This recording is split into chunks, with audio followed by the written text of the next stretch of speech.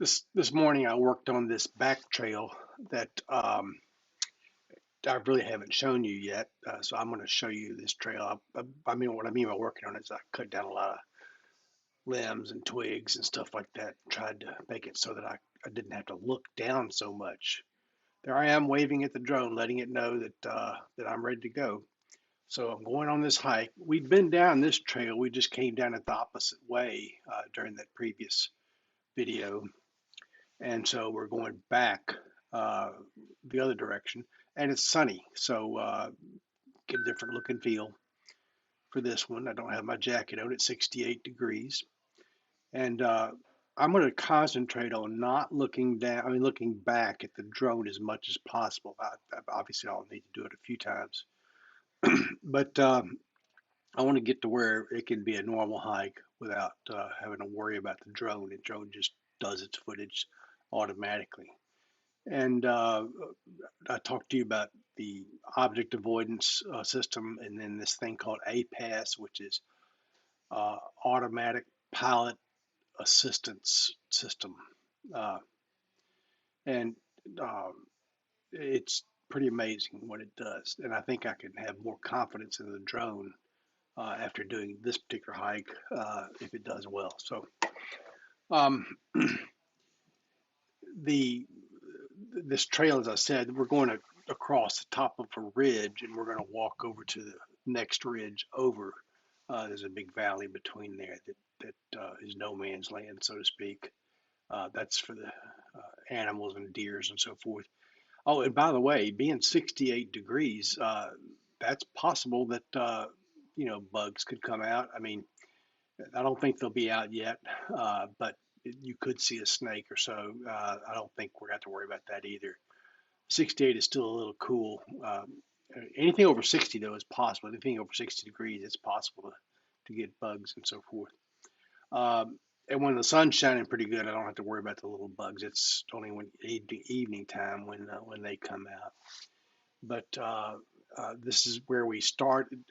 This was the corner we made the last time, and I'm turning to the right instead of to the left to go back towards the creek. So this is all now we're on new trail. And the way I make these trails is I use a riding lawnmower basically to cut down all the brush and blow the leaves away. And it's fun doing that. Just riding around this trail twice a year to keep it cleaned off. A normal trail that you would see in a park or whatever, it'll stay cleared out because there's so many people walking on it. So those paths stay clear. But I walk on this just about every day in the summertime. I mean, in the wintertime, and it stays pretty clear. That's why I only need to do it twice a year, once in the spring and once in the fall. And then I don't go back here in summer. It's just too many bugs and snakes and so forth. So, oh, look, you can see the shadow of the drone in the bottom right hand picture. So it's following me. And this is another ridge, obviously. And you can see the neighborhood that's behind my house. I ride my bike about 10 miles around this area, and that's one of the places I pass by up there. But so my two forms of exercise, well, in addition to going to the gym every now and then, are hiking and biking. And I do most of my hiking in the winter, and I do most of my biking in the summer. Although I have been out in 36-degree weather. As long as I bundle up good, I can ride my bike.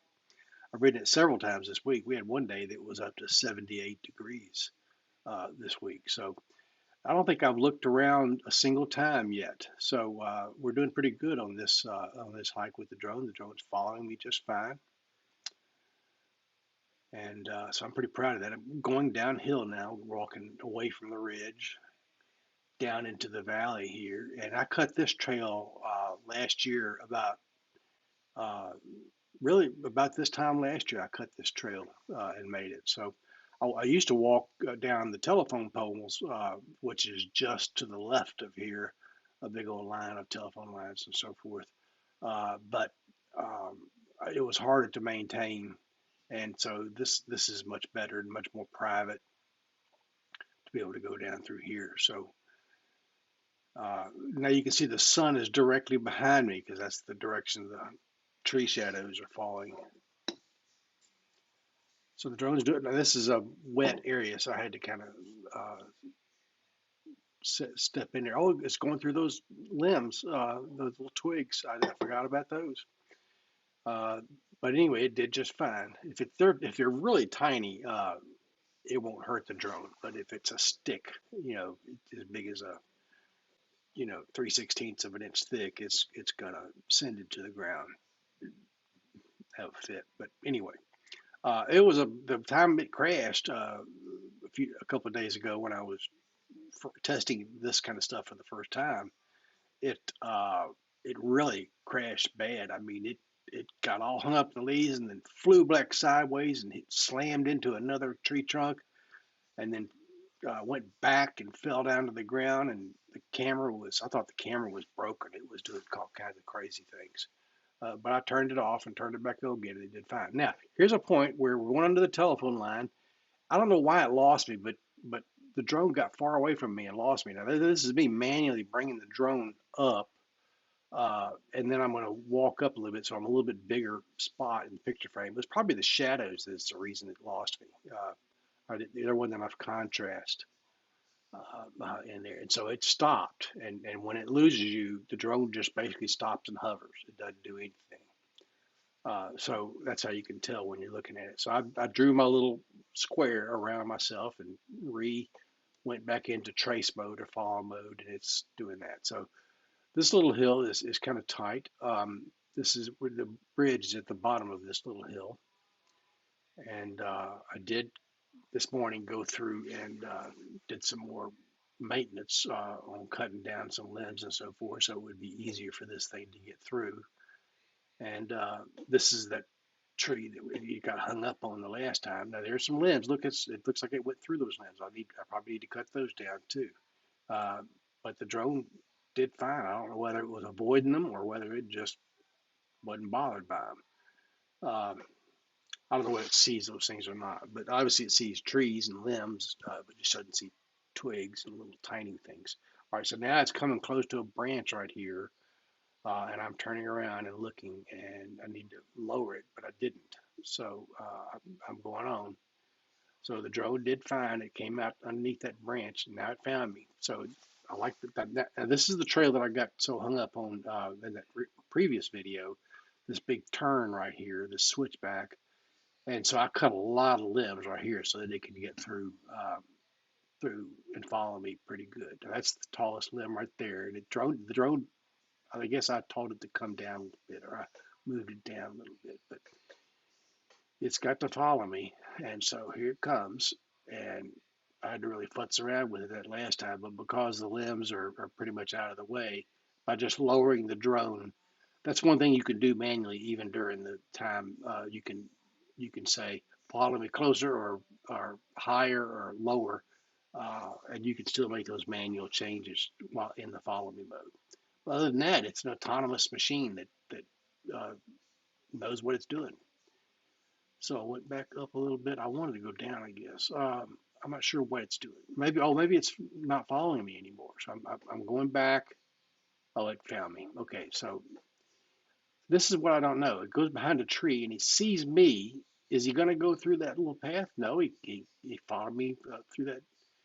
Uh, he went my direction. So anyway, I'm still trying to get into the mind of this drone.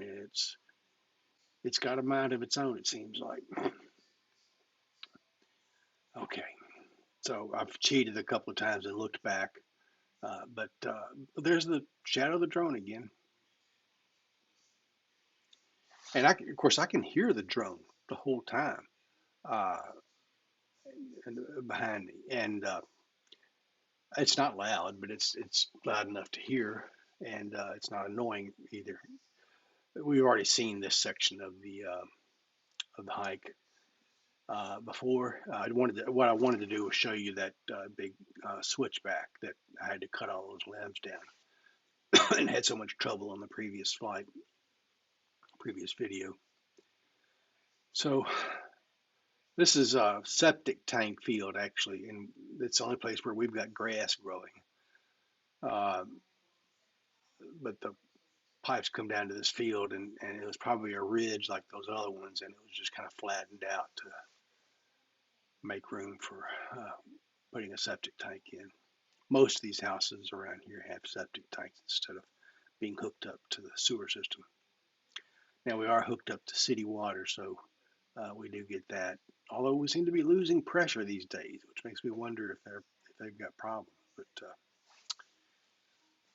they did have a drinking water ban while it was so cold with all that snow. They had several water main breaks, and they warned us about well, if the pressure in a water pipe goes down enough, uh, there's foreign materials that can seep in because there's not a back pressure pushing it back.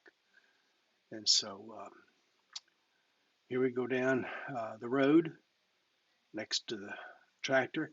And by the way, that underneath that deck is all sealed off with plastic roofing. I put a roof under the deck to catch all the water, and it goes down these two white drain pipes you see right here. And so, and it's a plastic corrugated roofing material dumps into gutters up underneath there. So I built that last year back in the spring, and that's turned out really well. And this concrete deck right here, there's a lot of concrete in there. But I did want to point out that you can now see the cable wires going through there real easily. So those are the things, those are the safety features for it. I'm not going to go around to the right side next to the creek this time. I'm just because we've already done that. So I'm heading back to the driveway. And this road's got a big gully in it from where the water has. We've had a lot of rain and just kind of washes it out. Now my heart rate's up pretty good. I noticed when I stopped that my heart rate was at 129. Uh, so that just happens from all that work I did on that trail this morning, and then going back and doing this video, and then having to go back and get my case. When I started this, now I just realized that I left my bag for the drone and everything back up there on top of the ridge where I started.